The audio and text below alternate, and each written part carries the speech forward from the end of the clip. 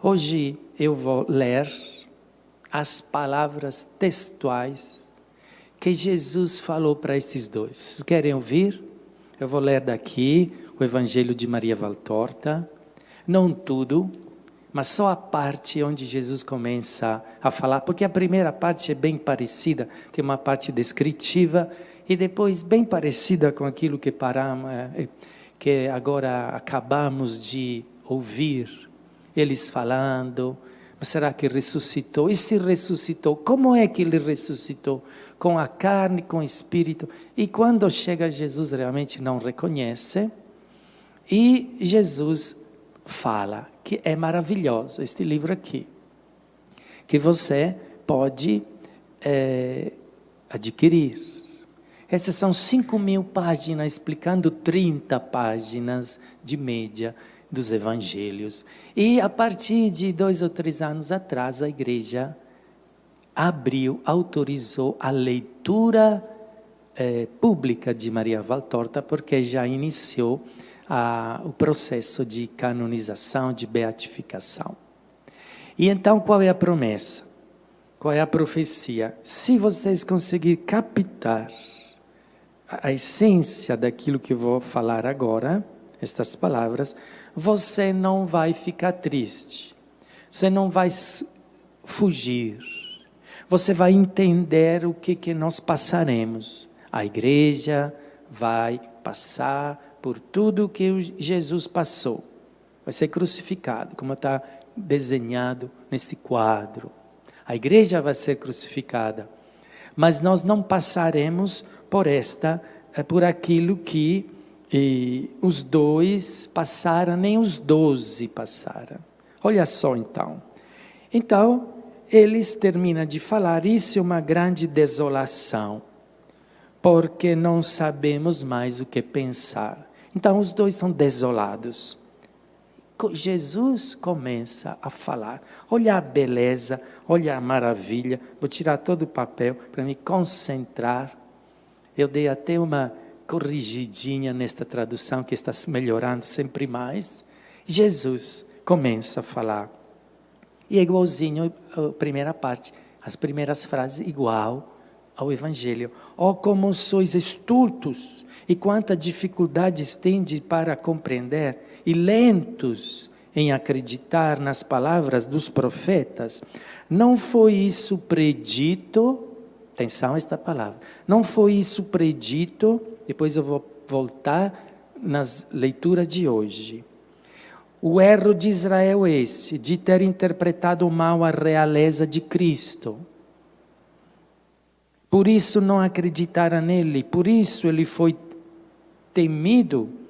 Por isso é que agora vos duvidais, no alto, embaixo, no templo, nos vilarejos, por toda parte se pensava em um rei conforme a natureza humana. A reconstrução do reino de Israel no pensamento de Deus não estava limitada no tempo, nem no espaço, nem nos meios. E Jesus começa. Os dois olham para Jesus, o quê? No tempo, no espaço, no tempo. Toda a realeza, até a mais poderosa, não é eterna. Lembrai-vos dos poderosos faraós que oprimiam os hebreus nos tempos de Moisés. Quantas dinastias se acabaram e delas restam as múmias sem alma, no fundo dos hipogeus secretos. São as pirâmides, não é? E resta uma lembrança, se é que ainda resta, do seu poder de uma hora, ou até menos, se compararmos a seus séculos, com o tempo, os seus séculos com os tempos eternos. Este reino é eterno. No espaço, falava-se em reino de Israel, porque de Israel veio a cepa da raça humana. Porque em Israel, eu direi assim, está a semente de Deus, e por isso, dizendo Israel, deveria-se dizer o reino dos criados por Deus, mas a realeza do rei Messias não é limitada ao pequeno espaço da Palestina, mas se estende do Oriente ao Ocidente, por toda parte, onde houver um ser que na carne tenha um espírito. um homem, não é? Isto é, em todos os lugares onde houver um homem, como teria podido um só concentrar em si todos os povos, um só povo, que eles eram fixados, só Israel. Como poderia um só povo conter todos os povos sem deixar, fazer deles todo um único reino, sem deixar escorrer rio de sangue, submeter todos por homens armados com opressões cruéis? E nesse caso, como poderia ser o rei pacífico do qual falam os profetas? E também, número 3, no meio. O meio humano, eu disse, é a opressão. O meio sobre-humano é o amor. Então, o reino não tem meios humanos. O primeiro é sempre limitado, a opressão. Porque os povos se revoltam contra os opressores. O segundo é limitado, porque o amor ou é amado, ou se não é amado, é escarnecido. Mas sendo ele uma coisa espiritual, não pode ser diretamente agredido. E Deus, o infinito, quer meios que sejam como ele é, quer aquilo que não é finito, porque é eterno, o Espírito, o que é próprio do Espírito, o que leva ao Espírito. Este é o que tem sido o erro. Ter concebido na mente uma ideia messiânica errada, nos meios e na forma. Então Jesus está dizendo, vocês entenderam mal, os pequenos e os grandes. Qual é a realeza mais alta de Jesus? A de Deus, não é verdade? Portanto, este admirável, este Emmanuel, este forte, esse Pai dos séculos futuros. E Jesus está falando todos os títulos de Jesus na Bíblia. Pai do século futuro, Príncipe da paz. Este Deus que é como aquele do qual ele vem. Pois assim é chamado e assim é o Messias. Não será uma realeza semelhante à daquele que o gerou? Sim, que terá. Então, a realeza de Jesus é igual àquele que o gerou. Infinita, espiritual, eterna, divina. Uma realeza toda espiritual e eterna. Limpa de rapina, de sangue, desconhecedora de que são as traições, abusos. Não teremos isso no reino da igreja. A sua realeza, aquela que a bondade eterna concede também aos pobres homens, a fim de prestar honra e alegria ao seu verbo. E aqui ele começa realmente a entrar na explicação de tudo aquilo que é na Bíblia, na Escritura. Mas não está dito por Davi que este rei poderoso teve colocadas sob os seus pés todas as coisas para servir-lhe de escabelo? Davi falou. Não foi descrita por Isaías toda a paixão. E pode-se dizer enumeradas por Davi todas as torturas. Não foi dito que ele seria o Salvador e Redentor. É como com seu holocausto salvaria o homem pecador. Não foi especificado, e Jonas é o sinal, que por 3 dias teria sido engolido pelo ventre insaciável da terra, e depois seria expulso, como o profeta o foi da baleia. Não foi dito sobre ele o meu templo, ou seja, o meu corpo, no 3º dia, depois de ter sido destruído, será por mim, ou seja, por Deus, reconstruído. E o que vós pensáveis? Que por magia ele levantaria de novo as paredes do templo? Não as paredes, mas a si mesmo. E somente Deus podia fazer ressurgir a si mesmo. Ele reergueu o templo. Jesus não para de falar, os dois ficam fascinados. Imolado, assim como Moisés recebeu a ordem e a profecia para preparar a passagem da morte para a vida, da escravidão para a liberdade, dos homens que são filhos de Deus e escravos de Satanás. Como foi que ele ressuscitou? Você estava falando disso, não é? Estava se perguntando disso. Eu vos respondo. Como ressuscitou? Ele ressuscitou com a sua verdadeira carne, com seu divino Espírito, que nele habita, assim como em toda a carne mortal, a alma habita como rainha no coração. Assim ele ressuscitou depois de ter sofrido tanto, a fim de expiar tudo e reparar a primeira ofensa e as infinitas outras ofensas que cada dia são praticadas pela humanidade. Não só a primeira ofensa, nós somos iguais a Eva, não é? Ele ressuscitou como estava predito. Vamos lembrar desta palavra? Como estava predito sob o véu das profecias, vindo em seu tempo, e eu vos lembro, Daniel, em seu tempo imolado. E ouvi, lembrai-vos no tempo predito, depois da sua morte, a cidade descida será destruída. Eu vos aconselho, deveis ler com a alma, não com a mente soberba, os profetas. Desde o princípio do livro até as palavras do verbo imolado. Deveis recordar o precursor. Quem é o precursor? São João, não é?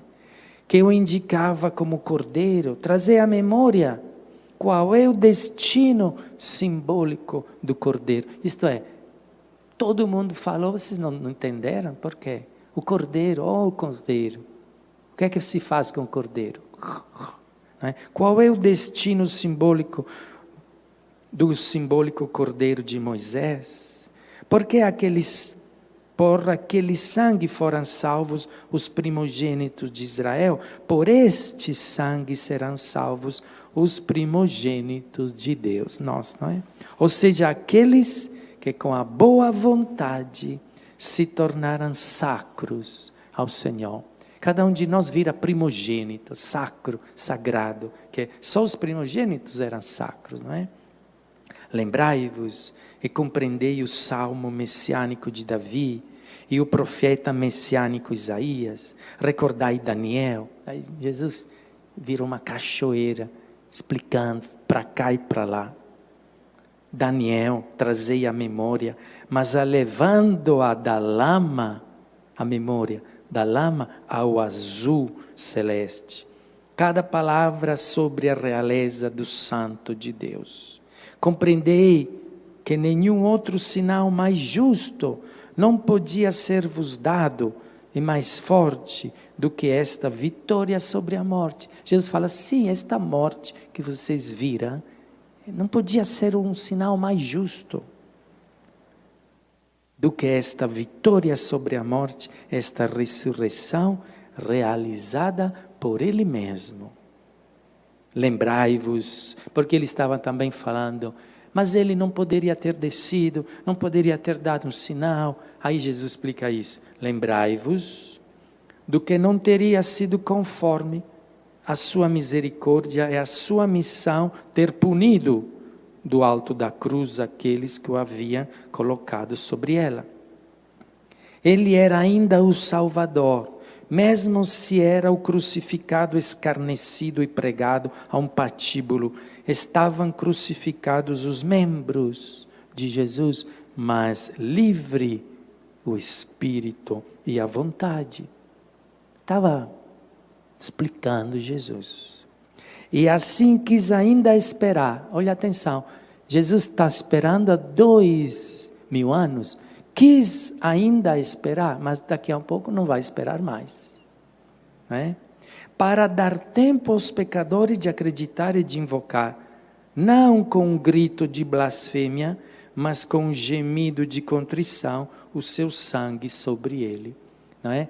Dar tempo para invocar o sangue com contrição, não com blasfêmia. O seu sangue caia sobre nós. Esse é um grito de blasfêmia. Ao contrário, o seu sangue caia sobre mim e me lave. Este é uma súplica de contrição, aquilo que está falando. Agora ele ressuscitou. Tudo está consumado, glorioso Ele era antes da sua encarnação. 3 vezes glorioso é agora. Se tornou mais glorioso Jesus. Depois de ter estado aniquilado por tantos anos em uma carne, não só na cruz, se aniquilou na carne. Imolou a si mesmo, levando a obediência à perfeição de saber morrer numa cruz para cumprir a vontade de Deus. Gloriosíssimo, numa carne glorificada. Agora Ele sobe ao céu e entra na glória eterna, iniciando o reino que Israel não compreendeu. A esse reino Ele, mais do que nunca, com urgência, com amor e autoridade plena, de que está revestido, Ele convoca as tribos do mundo. Aqui é lindo, porque Ele fala como é o reino, sem distinções. Todos virão. Como viram todos, como viram e previram os justos de Israel e os profetas, todos os povos virão ao Salvador. E não estarão aí somente judeus e romanos, citas, africanos, íberos, celtas, egípcios, frígios, os do além Eufrates, se unirão às fontes do rio perene. Os hiperbóreos, ao lado dos númidas, virão ao seu reino, desaparecerão as raças e as línguas. O que Satanás está fazendo hoje? Dividindo, criando raças, grupinhos, os direitos daqui, o direito de lá. Todo satânico. E insistir nas divisões é anti-Deus. Não terá, desaparecerão raças, línguas. Você é do centro, da periferia. Bobagem. Os costumes, a cor da pele, dos cabelos, não terão importância no seu reino. Mas haverá um só povo brilhante e puro. Haverá uma só linguagem, um só amor. Será o reino de Deus. E nós teremos isso aqui, viu? O reino dos céus. Um monarca eterno, um rei eterno, não é? O imolado que ressuscitou. Os súditos eternos serão os que creem em sua fé. Desejai e crer para serdes dele. Falou de um reino, de súditos eternos. E depois, chegando a Emaús, ali está Emaús, amigos. Eu vou prosseguir. Não é permitida uma parada para o viajante que tem ainda muito caminho a percorrer. Senhor, tu és mais instruído que um rabi.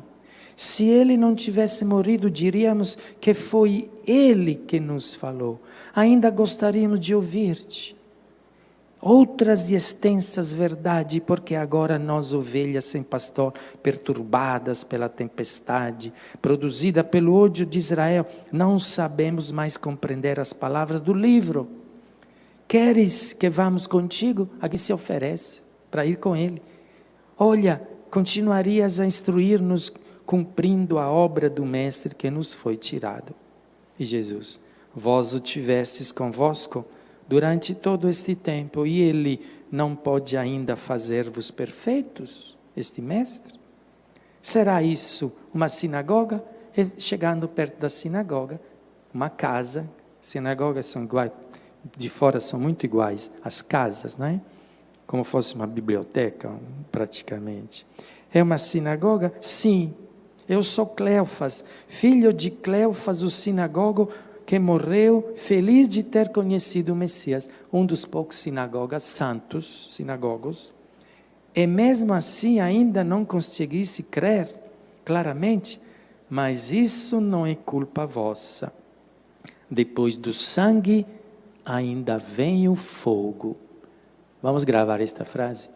Depois do sangue, ainda vem o fogo. Pentecostes não tinha acontecido, era 3 dias da morte, do sangue. E só então vós crereis, porque tereis compreendido a Deus. Ó Senhor, a tarde já vai chegando, o sol já vai sumindo, tu estás cansado, com sede, Entra, fica conosco. Aqui nos falarás de Deus e dividiremos o nosso pão e o nosso sal.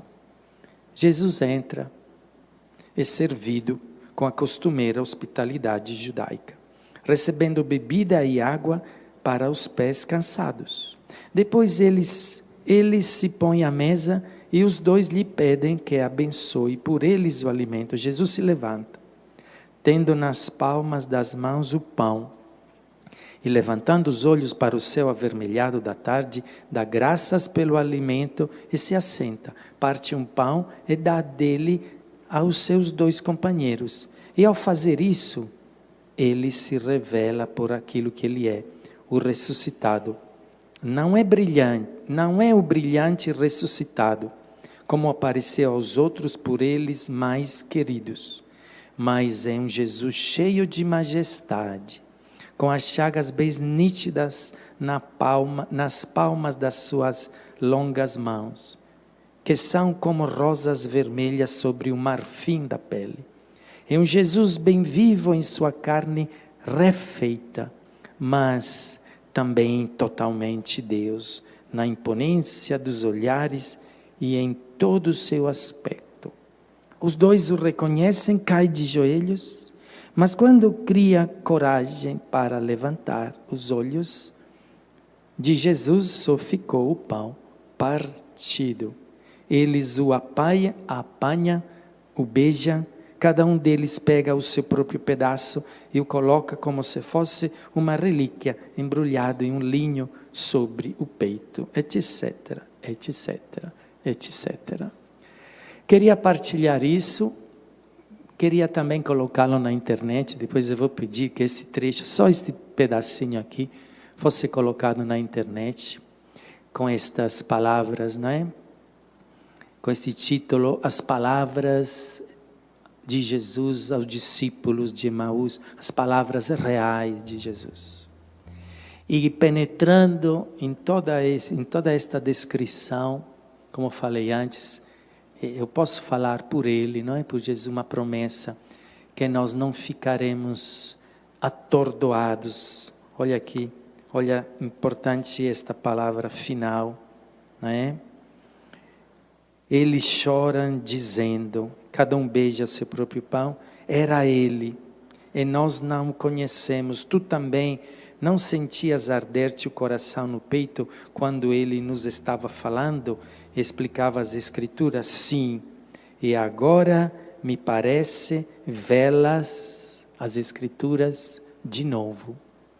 Depois que Jesus falou, ele está vendo as Escrituras de novo, com olhos novos, e na luz que vem do céu, e a luz de Deus, eu vejo que ele é o Salvador. Vamos, eu não sinto mais cansaço nem fome.